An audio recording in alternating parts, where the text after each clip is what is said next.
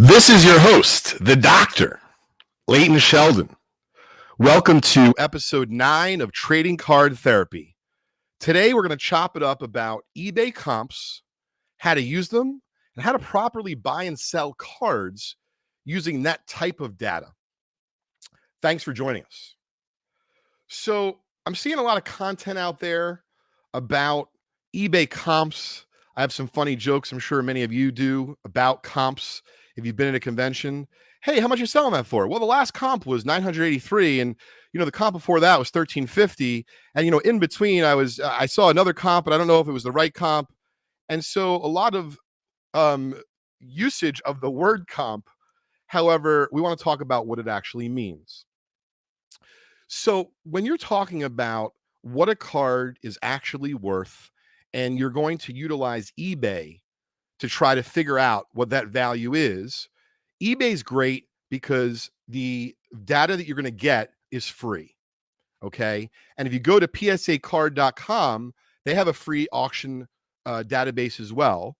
And then there's paid places to go get data, like Sports Card Investor, like vintage card prices, like Card Ladder. And these are all wonderful places. But we're not going to talk about the paid services today. I just wanted to make sure everyone understood that there are options. But just because it's free doesn't mean that it's no good or it's not useful. So when it comes to this eBay comp world and how to use it properly, well, there's definitely some misconceptions in regards to how to utilize it. And I think that the first thing to do is let's take a step back. Just try to be real. So I have my notes here, but let's just talk about it, right? So if some guy has a card for $6,000 and it's readily available, let's just say it's a Jordan rookie, okay? And you can look on eBay, the card's listed anywhere from 58 to 6,200, and basically the guy's telling you want $6,000, or he wants $6,000 for the card. And in terms of what they're selling for at auction, completed auctions on eBay, they're actually going for, let's say, 5,500. So would you be out of line to say to him, hey, you haven't marked at $6,000, but could you do any better? And so they might say to you, sure, I might be able to do better. Or they might say to you, the last comp was $6,000. However, if you want to do this right and you want to execute and you want to complete the transaction, this is how I would do it. Oh, hey, it's a really nice Jordan rookie you have. What's your best price on it? Or do you have any flexibility? And they might say, I haven't marked at $6,000 and it's 5,800. And meanwhile, that when it comes to the data that you're finding, like I said, on eBay completed auctions or on PSA card or some of these other wonderful places to pay for your data, you're seeing 5,500. Here's the thing. We've talked about this in prior episodes of Trading Card Therapy. Respect the fucking game. All right. The guy doesn't need a history lesson about the thing sold for 5,500 across many different sales over the last 90 days. You could just say to him, hey, you told me 58. Do you feel comfortable taking 5,500 cash for it? A lot of people will decide to do business with you or not if they simply like you. And if you go to them and you're arrogant and you're like a know-it-all and you're better than them, even if you're right, you're going to be wrong. You're not going to get the card that you want, that you covet. So cut out the shit, cut out the crap.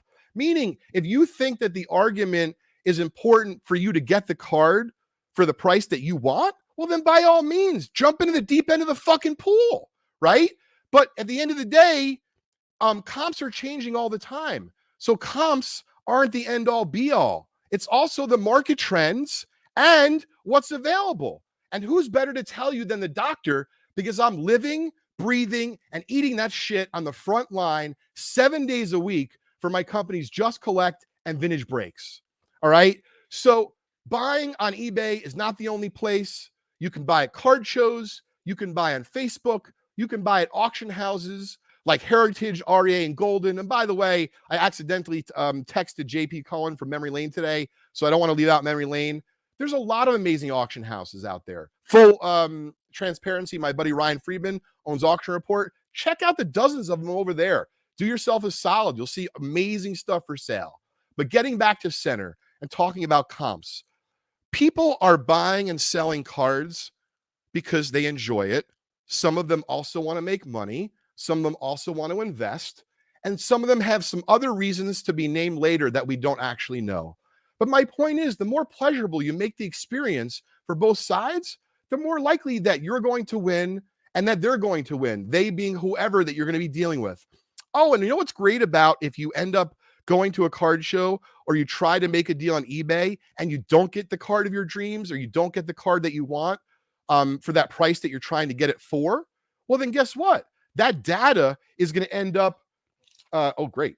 That data is going to end up assisting you and helping you bring home that card from another platform. So maybe it's only alt, maybe it's eBay fixed price, but you're going to know when you see, which I mentioned a few weeks ago, that 1921 exhibit Babe Ruth, which I never thought I would buy, but I knew because of all the work and the experience that I have buying and selling 21 exhibit Ruths that I had to buy it. And that's where the money's made. Don't forget that. So I'm reading about, or I'm hearing about, when it comes to comps, an excellent point when it comes to what's available. So we spent the first few minutes of today's episode focusing on what the cards have actually sold for. But let's say it's something maybe a little bit more rare than a Michael Jordan rookie, 1986 Fleer. Let's say it's a tough to find insert, it's a high grade vintage card, or for that matter, a T206 with a tougher back. So you're no longer just talking about comps. You're talking about cards that are available for sale. So this is another reason why you should get out there and hit the road and go to your LCSs, your local card shops, and support them, or your card shows, which I was out at on Sunday in Secaucus, New Jersey. Shout out to my buddy Greg and his son James. We had a blast buying Pokemon and had a great time walking around the show.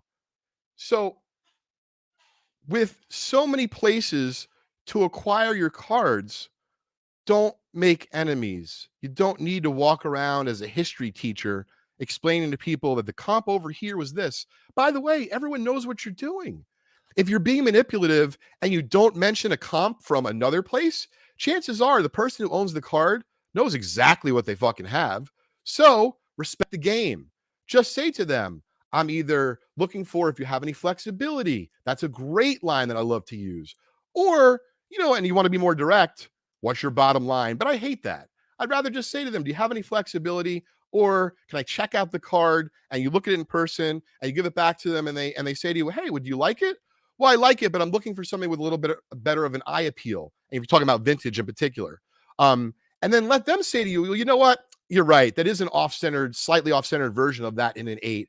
I can actually discount it. So by being educated in the space, there's so much that you can do to help your cause other than saying to someone, hey, you know what the comp was? The comp was this and the comp was that. No one wants to hear about it. Just be prepared with your data and then execute. You can make your deals and everyone will be better off for it. So there's also this like, hey, is it yin or yang? Is it black or white when it comes to eBay fees? So for example, let's go back to the more commoditized card. And I know a Jordan rookie is a great card, but it is fairly commoditized in that it's easy to find for sale. But I want to make sure that people understand that not every graded card is equal. So this is especially true in the in the vintage world.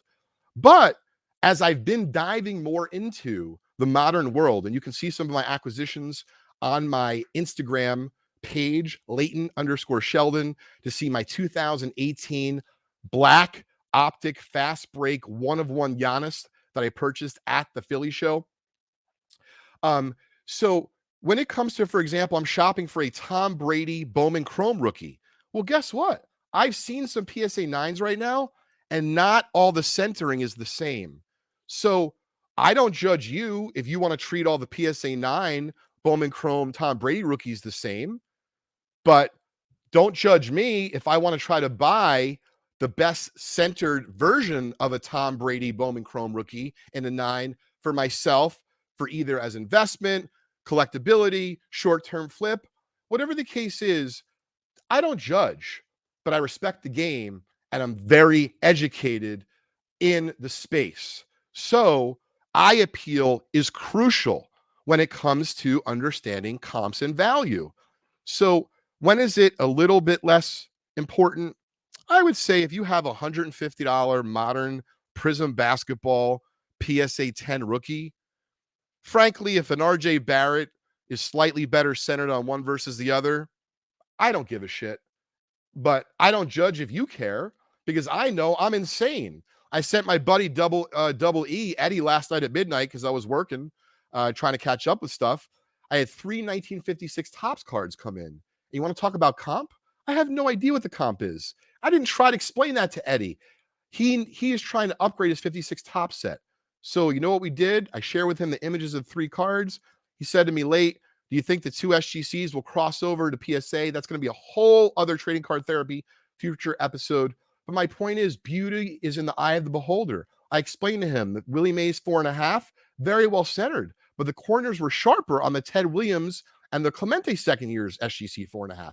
And we'll post these on our trading card therapy Instagram account. So please follow us. And if you're enjoying today's content, please drop a like and give us some feedback about your feelings on eBay comps. Thanks for joining us, Tyler, Brandon, Robert, and everyone else on today's episode of Trading Card Therapy. So, as you can see, comps are very difficult to pin down, and don't make yourself crazy doing so. Just figure out what you're using it for. If you're using it to be self-serving for yourself to get the best deal, then just call it for what it is. But if you're being transparent, well, then share that information with the individual or the company that you're dealing with and negotiating with, and let them know what you found respectfully and tactfully, and then everyone will win in the end. So one of the last things I wanted to discuss, because this is one of those big topics out there, which everyone that I can see, from blowout forums to Net54 to every other message board out there, has an opinion on eBay shill bidding and manipulation. And as I was telling the staff before I went live today, I certainly have heard of it. I myself have never participated in it. And can honestly tell you, I have no fucking idea if it exists because I don't talk to people about it. They don't brag to me and say, by the way, I just bid up an item in a recent auction and I'm really proud of myself. And so for all of those that are saying out there that eBay and there's this bidding, manipulation and shill bidding, it very well may be the case. But do yourself a favor, drown out the noise. And if there's an anomaly in the data, treat it as such. Don't worry about why. And just don't worry about that outlier, whether it be really overpriced or really underpriced. And what you're going to start to find is when you drill down to the vintage level, it has to do with more eye appeal. And on the modern side of things, it may have to do with eye appeal. As we talked about, not every Tom Brady Bowman Chrome rookie is centered the same. And that's a card that's multi-thousands of dollars and very hot right now in the space. So that's my hot take today, on eBay comps and, it being just a small piece of the data pie. Understand that you can go to the card shows, you can go to local card shops, and there's, lots of transaction happening in Facebook groups. No one's logging those sales anywhere. So when people or collectors or dealers, investors, try to tell you it's worth this because of an eBay comp, you don't have to get upset with them. Just know inside that you have more information than that out there at your fingertips. And if you want to utilize it, by all means, please go ahead and do that. You'll be much better off for it. And if the other side will as well, everyone's going to come out victorious and be happier, much less friction than transactions. Hopefully you will get that card that you really covet. So there was a reason to talk about worlds colliding today. And that's a reference for those of you who are not Seinfeld aficionados and big fans of the show, the sitcom that ran for I don't know how many years. there's a show, an episode called Worlds Collide, and it's when George Costanza has a lot of problems. And certainly I'm not spoiling anything as the episode's been out forever, but it seems like there's a lot going on with the world of Pokemon and how its worlds are colliding with sports and grading. And then this actual past weekend, there was a huge collision because there was a big event that went down in the Pokemon world, I guess, to celebrate a new release.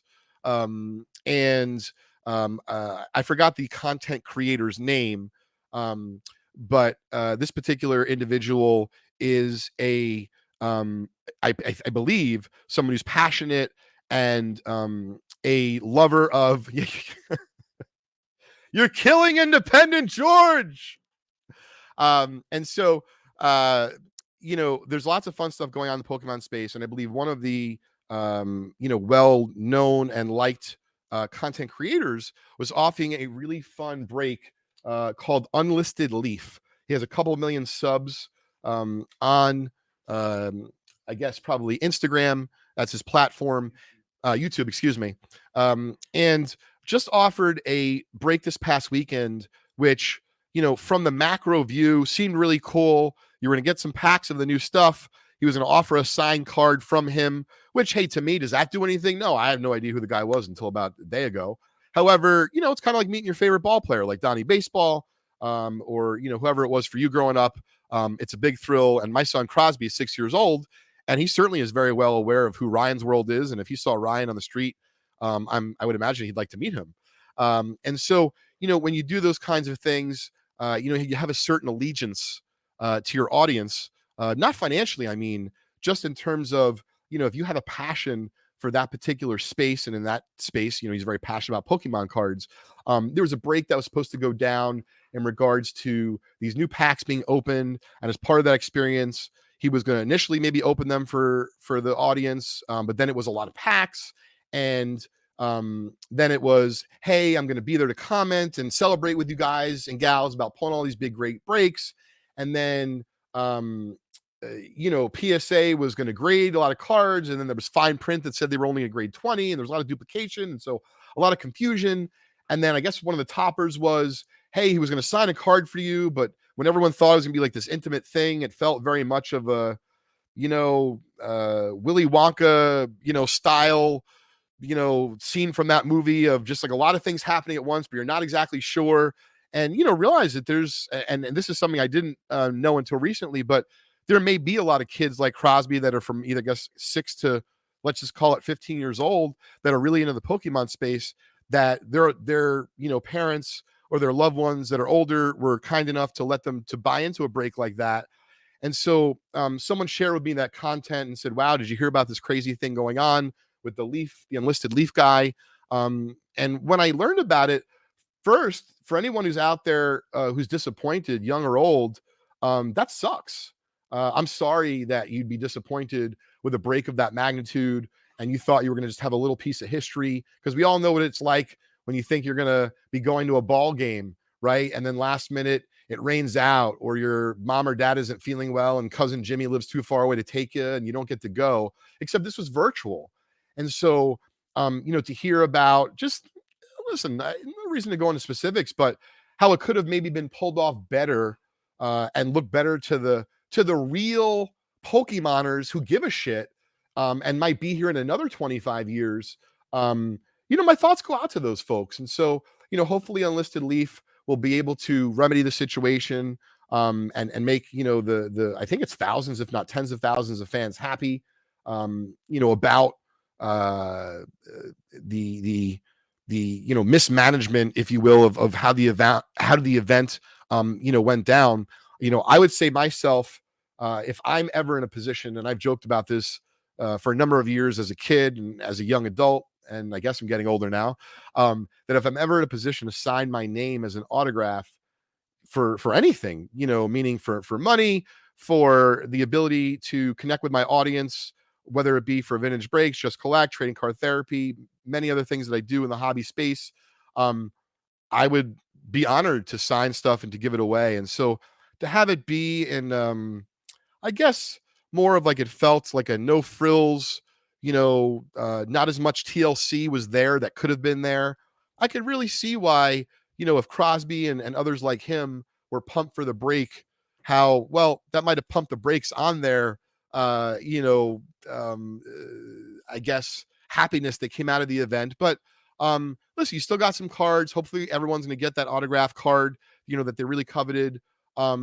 But I wanted to bring this up because this happened a couple years ago, and I hope this doesn't happen, in this event, because we've done celebrity breaks here, and I've been fortunate enough and lucky enough to handle some of those with the likes of Pete Rose and Emmett Smith, Ricky the Dragon Steamboat, and Gary V.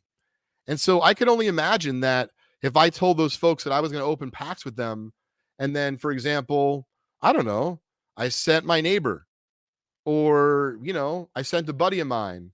You can imagine that those people that I established a relationship with, they might be disappointed.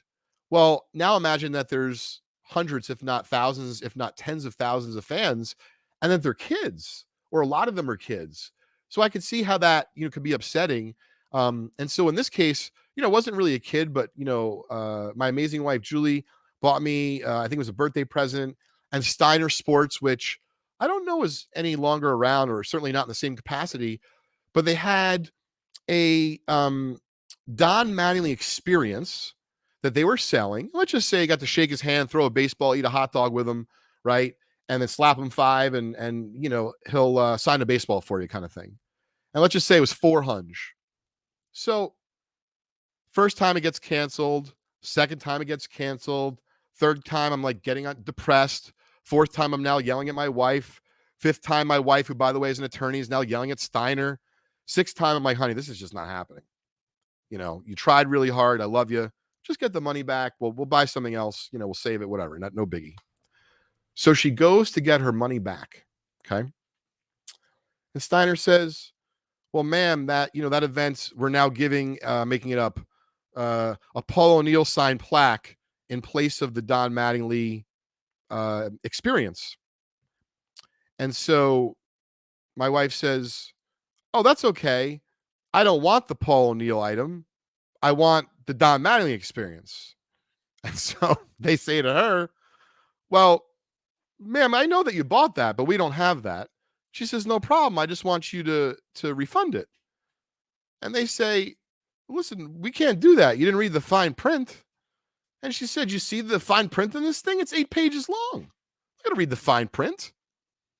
So when it comes down to it, for a few $100, they basically gave her a Don Mattingly baseball. And it was more than a few hundred, like 400 and change, and some Paul O'Neill item that we didn't want.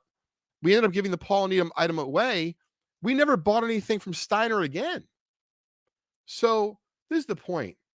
As soon as people can come in with their money, with their enthusiasm, with their passion, it can just as quickly be gone and taken away from an experience that is lackluster, that is lacking empathy, that is lacking TLC.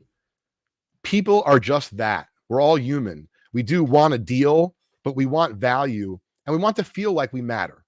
So with that, we are going to give away, as our last order of business, our winner in our 9th episode of Trading Card Therapy. We told you on the 7th one, we ran a promotion on Instagram. For those of you who are not following us, please do. And if you enjoyed today's episode, please give us the thumbs up wherever you're watching this, YouTube, Instagram. If you're going to listen to it on your favorite podcast, if you're digging it, hit me up, Leighton@justcollect.com.